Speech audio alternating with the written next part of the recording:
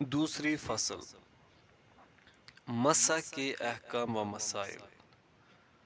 مسح کا معنی، مسح والی جگہ پر ہاتھ پھیرنے کو اصطلاح شرح میں مسح کہا جاتا ہے۔ دیکھیے الجامع الاحکام القرآن۔ پوائنٹ فرسٹ، موضوع پر مسح۔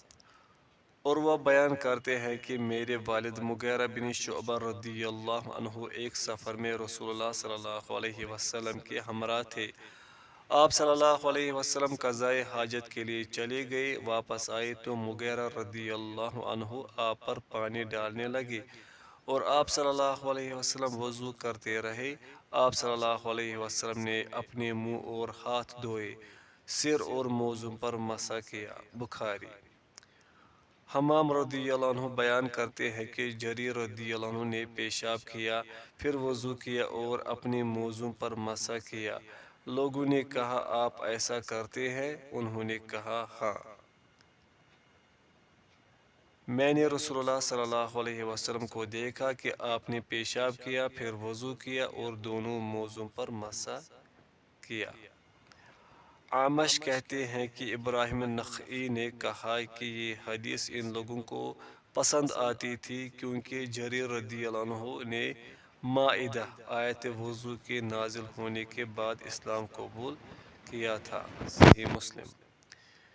جس سے واضح ہے کہ موضوع پر مسح کے منسوخ ہونے کا کوئی احتمال نہیں ہے، کیونکہ جریر رضی اللہ عنہ نے آیت وضو کے نزول کے بعد اسلام قبول کیا تھا۔ مغیرہ بن شعبہ رضی اللہ عنہ کہتے ہیں کہ رسول اللہ صلی اللہ علیہ وسلم نے وضو کرتے وقت جرابوں، اونی موزوں اور جوتوں پر مسح کیا۔ ابو داؤد، ترمذی، حسن عند الالبانی رحمہ اللہ۔ پوائنٹ سیکنڈ، موضوع پر مسح کا حکم۔ اللہ سبحانہ و تعالی نے موضوع پر مسح کی رخصت دی ہے تاکہ بندہ مسلم موضوع کو ہر وضو کے وقت نکالنے کی مشقت سے بچ سکے۔ اللہ سبحانہ و تعالی کی جانب سے بندوں پر آسانی ہے، چنانچہ موضوع پر مسح کرنا پیروں کو دھونے کے مقابل افضل ہے، کیونکہ اس میں اللہ سبحانہ و تعالی کی عطا کردہ رخصت پر عمل کرنا ہے اور اللہ کی عطا کی ہوئی رخصتوں کو اپنانا چھوڑنے کے مقابل افضل ہے۔ عبداللہ بن عمر وہ بیان کرتے ہیں کہ رسول اللہ صلی اللہ علیہ وسلم نے فرمایا، اللہ تبارک و تعالی جس طرح ناپسند فرماتا ہے کہ اس کے نافرمانی کے کاموں کو کیا جائے، اسی طرح پسند فرماتا ہے کہ اس کی عطا کردہ رخصتوں کو اپنایا جائے۔ مسند احمد، صحیح ابن حبان، سنن بیہقی، صحیح عند الالبانی رحمہ اللہ۔ نیز عبداللہ بن مسعود رضی اللہ عنہ بیان کرتے ہیں کہ رسول اللہ صلی اللہ علیہ وسلم نے فرمایا، اللہ تبارک و تعالی جس طرح پسند فرماتا ہے کہ اس کے فرائض کو بجا لایا جائے، اسی طرح پسند فرماتا ہے کہ اس کی عطا کردہ رخصتوں کو قبول کیا جائے۔ المعجم الکبیر للطبرانی، مصنف ابن ابی شیبہ، صحیح عند الالبانی رحمہ اللہ۔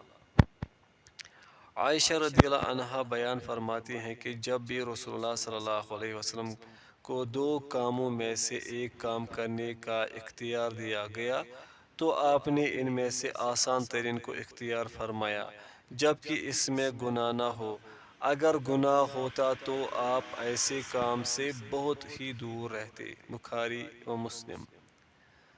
ثانیاً، موضوع پر مسح کرنے میں رسول اللہ صلی اللہ علیہ وسلم کے طریقہ کی پیروی ہے، کیونکہ رسول اللہ صلی اللہ علیہ وسلم کا طریقہ یہ تھا کہ اگر آپ پیروں میں موزے پہنے ہوتے تو ان کو نہ اتارتے بلکہ ان پر مسح کرتے، اور اگر نہ پہنے ہوتے تو پیروں کو دھوتے۔ شیخ الاسلام ابن تیمیہ رحمہ اللہ فرماتے ہیں، کسی سے بھی یہ منقول نہیں ہے کہ نبی صلی اللہ علیہ وسلم نے موزوں کو باوضو ہو کر پہنا ہو، پھر وضو ٹوٹ جانے پر دوبارہ وضو کرتے وقت موزوں کو نکال کر پیروں کو دھویا ہو، بلکہ آپ صلی اللہ علیہ وسلم موزوں پر مسح کرتے تھے، لہذا رسول اللہ صلی اللہ علیہ وسلم کی پیروی میں موزوں پر مسح کرنا افضل ہے۔ مجموع فتاوی شیخ الاسلام ابن تیمیہ۔ شیخ تقی الدین رحمہ اللہ اس مسئلہ لکھتے ہیں، اگر پاؤں ننگے ہو تو ان کا دھونا افضل ہے، اور اگر پیروں میں موزے ہوں تو ان پر مسح کرنا افضل ہے۔ الطہارہ للشیخ محمد بن عبد الوہاب۔ ثالثاً، اس میں اہل بدعت روافض کی مخالفت ہے جو موضوع پر مسح کے منکر ہیں اور موضوع پر مسح کے بجائے پیروں پر مسح کرتے ہیں۔ امام ابن المنذر رحمہ اللہ فرماتے ہیں، میری پسند یہ ہے پیروں کو دھونے کے مقابل موضوع پر مسح کرنا افضل ہے، کیونکہ اہل بدعت خوارج اور روافض نے اس سنت پر تنقید کی ہے، اور جن سنتوں پر مخالفین نے تنقید کی ہو ان کا زندہ کرنا چھوڑنے سے افضل ہے۔ فتح الباری و تحفۃ الاحوذی۔ پوائنٹ تھرڈ، موضوع پر مسح کی شرائط۔ چمڑے کے موضوع اور ان کے قائم مقام اون وغیرہ کے موضوع پر مسح کے جائز ہونے کے لیے کچھ شرائط ہیں۔ ان شرطوں کے پائے جانے ہی پر مسح کے جائز ہونے کا دار و مدار ہے، چنانچہ اگر موضوع میں یہ شرطیں نہ پائی جائے تو اس پر مسح جائز نہیں ہے۔ ذیل میں ہم ان شرطوں کا ذکر کرتے ہیں۔ پہلی شرط، موضوع کو وضو کر کے پہنا گیا ہو۔ مغیرہ رضی اللہ عنہ کہتے ہیں، میں ایک سفر میں نبی اکرم صلی اللہ علیہ وسلم کے ہمراہ تھا، میں نے وضو کے وقت چاہا کہ آپ کے دونوں موزے اتار دوں، آپ صلی اللہ علیہ وسلم نے فرمایا انہیں رہنے دو، میں نے انہیں باوضو ہو کر پہنا تھا، پھر آپ صلی اللہ علیہ وسلم نے ان پر مسح کیا۔ بخاری۔ دوسری شرط، موزہ حلال ہو۔ چرائے ہوئے یا غصب کیے ہوئے موضوع پر مسح جائز نہیں ہے، کیونکہ اس کا پہننا حرام ہے، اور حرام چیز کے ذریعے اللہ کی رخصتوں کو حلال کرنا درست نہیں ہے۔ الملخص الفقہی للفوزان۔ تیسری شرط، موزہ پاک ہو۔ وہ موزہ جو کسی نجاست کے لگنے کی وجہ سے ناپاک ہو گیا ہو، اس پر مسح جائز نہیں ہے، جیسے کہ ابو سعید خدری رضی اللہ عنہ بیان کرتے ہیں، اسی اثنا کہ رسول اللہ صلی اللہ علیہ وسلم صحابہ کرام رضی اللہ عنہم کو نماز پڑھا رہے تھے، آپ نے اپنے جوتوں کو نکال کر بائیں جانب رکھ دیا۔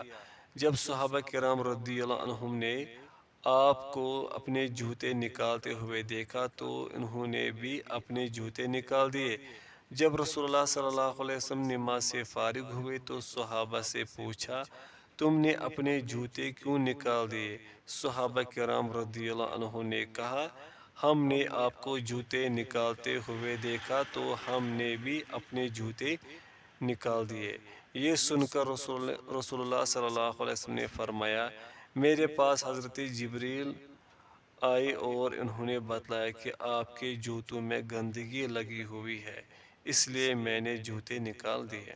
پھر فرمایا، جب کوئی شخص نماز کے لیے مسجد آئے تو اپنے جوتوں کو اچھی طرح دیکھ لے، اگر ان میں کوئی گندگی لگی ہوئی ہو تو انہیں زمین پر رگڑ کر صاف کر لے اور پھر ان میں نماز پڑھے۔ مسند احمد، ابو داؤد، صحیح عند الالبانی رحمہ اللہ۔ چنانچہ جب گندگی آلود جوتوں میں نماز درست نہیں تو پھر گندگی لگے ہوئے موزے پر مسح اور پھر اس میں نماز کیسے درست ہو سکتی ہے؟ اسی طرح اگر موزہ نجس مادہ سے بنا ہوا ہو، مثلا مردار یا کتے یا گدھے یا سانپ وغیرہ کے چمڑوں سے، تو اس کی نجس عین ہونے کی وجہ سے اس پر مسح جائز نہیں ہے۔ چوتھی شرط، موزے ٹخنوں سے نیچے نہ ہو۔